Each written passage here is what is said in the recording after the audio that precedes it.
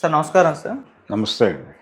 Sir Balakrishna గారికి పద్మభూషణ్ రావడం పట్ల సినిమా ఇండస్ట్రీ వాళ్ళంతా కూడా విషెస్ తెలియజేయడం మనం చూసాం సార్. అయితే ఇప్పుడు ఒక యువ నిర్మాత ఆయనకు సన్మానం చేయడానికి పూనుకున్నారని ఒక సభ కూడా ఏర్పాటు చేయడానికి ప్రయత్నాలు జరుగుతున్నట్టుగా వార్తలు వినిపిస్తున్నాయి. అయితే కొంతమంది అభిప్రాయం ఏంటంటే చిత్రసీమ అంతా కలిసి ఏర్పాటు చేస్తే బాగుంటుంది అని కూడా అభిప్రాయపడుతున్నారు. ఏదేమైనా ఈ సన్మాన సభ ఏర్పాటు చేయడం అయితే గ్యారంటీగా ఉంటుందంటున్నారు. అయితే ఇప్పటి నుంచి అతిథులు ఎవరు వస్తారన్న ఒక చర్చ కూడా జరుగుతుంది. అంటే బాలకృష్ణ గారి సమకాలీనైన చిరంజీవి గారు, నాగార్జున గారు, వెంకటేష్ గారు వీళ్ళొస్తే బాగుంటుందని, అండ్ జూనియర్ ఎన్టీఆర్ గారు కూడా విష్ చేశారు కాబట్టి వీళ్ళ మధ్య గ్యాప్ ఉంది. ఈ సభకొస్తే ఆ గ్యాప్ కూడా ఫిలప్ అవుతుందని కూడా అభిప్రాయపడుతున్నారు సార్. ఏదేమైనా ఈ సన్మాన సభ పైన మీ ఒపీనియన్ ఏంటి సార్?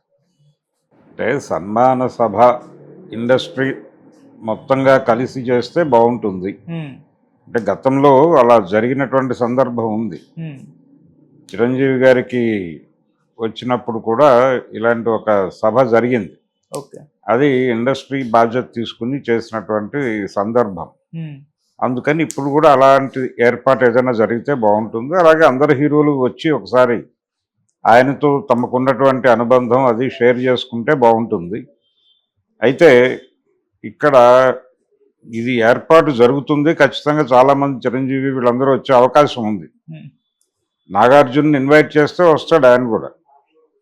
అయితే ఇక్కడ ఇండస్ట్రీ బాలకృష్ణ గారి ఈవెంట్ చేయటం అనేది ఇంట్రెస్ట్ చూపించడానికి ఒక కీలకమైన అంశం ఏంటంటే, ప్రస్తుతం బాలకృష్ణని వ్యతిరేకించే పరిస్థితి ఎవరికి లేదు. ఎందుకు లేదు అంటే వాతావరణం బాగుంది.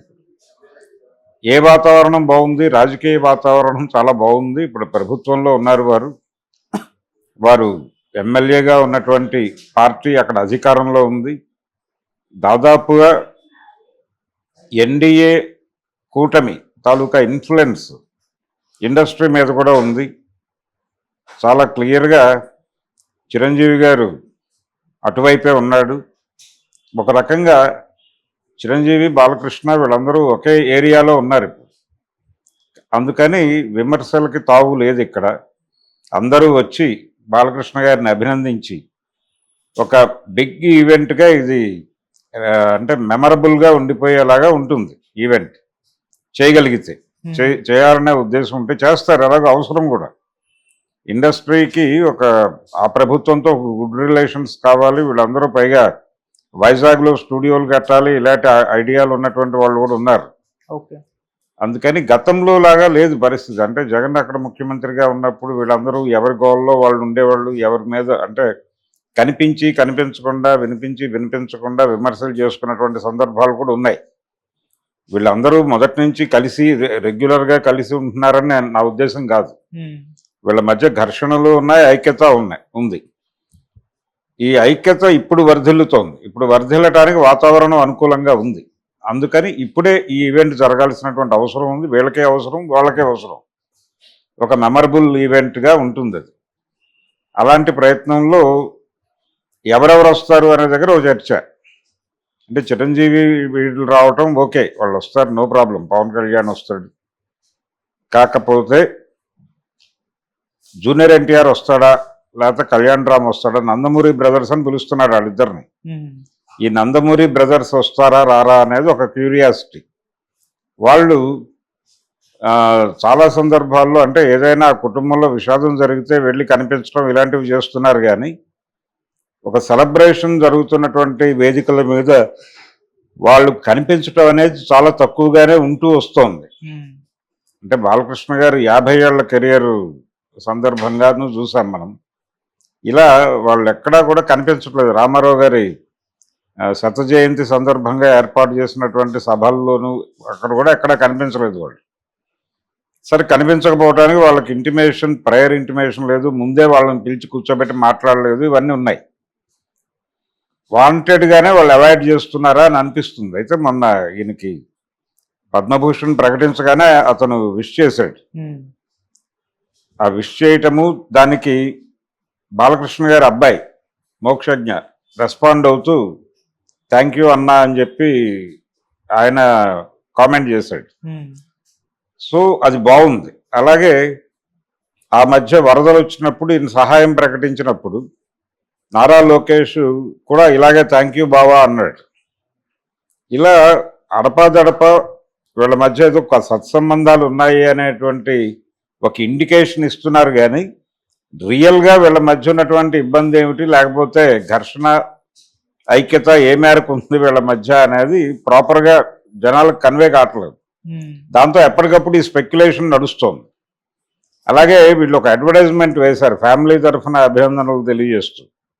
ఆ అడ్వర్టైజ్మెంట్లో కూడా వీళ్ళ ఫొటోస్ లేవు, ఏది నందమూరి బ్రదర్స్ ఫొటోస్ లేవు. దాంతో ఇప్పుడు ఈ సభకి వాళ్ళు వస్తారా రారా అనే స్పెక్యులేషన్కి అది లీడ్ తీసుకున్నారు. అందరూ లీడ్ తీసుకుని రాకుండా ఉండడానికి అవకాశాలు ఉన్నాయి, ఏదో కారణం చెప్తారు, ఫైనల్గా రారు, వీళ్ళు అసలు పిలుస్తారా పిలవరా అనేది అనుమానం.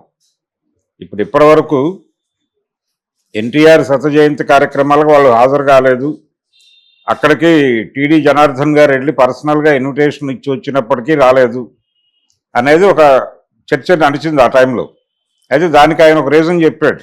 అంటే May 20th పెట్టారు మీరు ప్రోగ్రాము, ఆ రోజు నా బర్త్డే ఉంది, అందుకని దానికి సంబంధించి వేరే కార్యక్రమాలు వేరే మనుషులతో ఆల్రెడీ డిజైన్ అయిపోయి ఉన్నాయి, వాటిని డినై చేసి నేను ఇక్కడికి రాలేని పరిస్థితి ఉంది, అందుకని నాకు ముందే చెప్పుంటే నేను ఆ ప్రోగ్రామ్ సార్ట్అవుట్ చేసుకోవడానికి ముందే తెలుసుంటే నేను దీనికి ప్రయారిటీ ఇచ్చుండేవాడిని, కానీ నాకు జస్ట్ 1 week బిఫోర్ చెప్పడంతో నేను నా చేతుల్లో లేకుండా పోయింది, అందుకని రాలేకపోతున్నాను అనే పద్ధతిలో ఆయన ఏదో ఒక వివరణ అయితే జనానికి ఇచ్చాడు.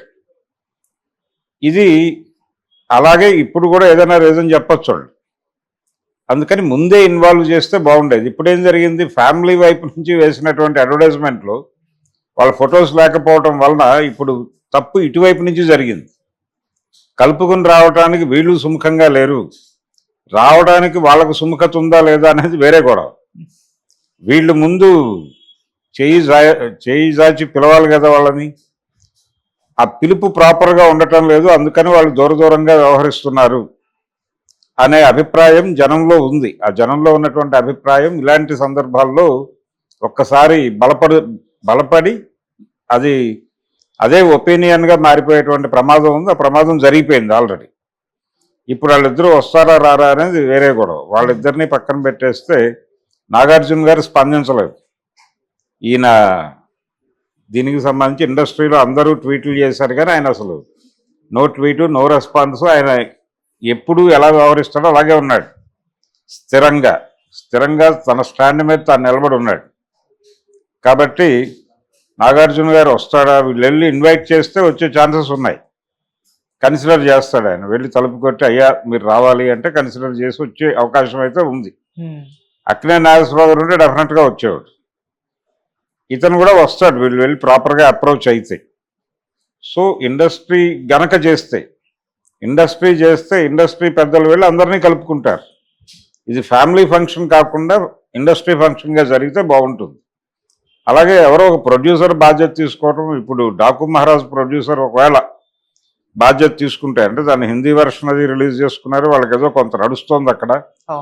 దాంతోపాటు దానికి ప్రీక్వెల్ ఉంటుందని చెప్తున్నారు ఆయన.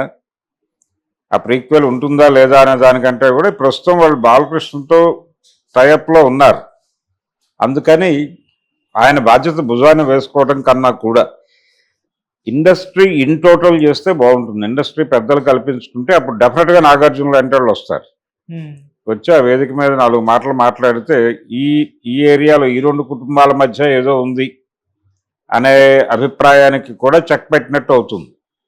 మరి అలాంటి ప్రయత్నం ఏమైనా చేస్తారేమో చూడాలి. ఇక్కడ కాన్షియస్గా చెప్పాల్సింది నాగార్జున గొడవ కంటే కూడా నందమూరి బ్రదర్స్దే ప్రధానం. వారైతే వచ్చే అవకాశం ఉండకపోవచ్చు అనేది నాకు అనిపిస్తోంది. అంటే ఈ అడ్వర్టైజ్మెంట్లో వాళ్ళ ఫొటోస్ లేకపోవడం అనేది రీజన్, అంతకుమించి ఏమీ లేదు. ఎందుకు అనవసరంగా అంటే వాళ్ళు చాలా కాన్షియస్గానే